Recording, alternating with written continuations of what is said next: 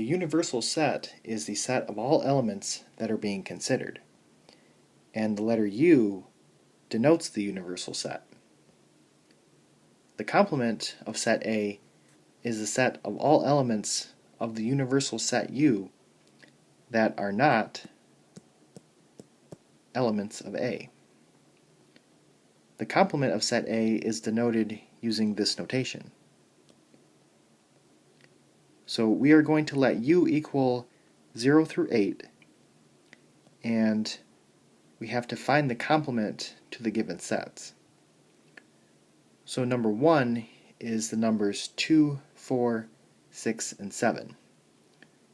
So the complement would be 0, 1, 3, 5, and 8. So those are all of the numbers that we find in the universal set that are not in the original set. Number 2 is 3 and 6. So its complement would be 0, 1, 2, 4, 5, 7, and 8.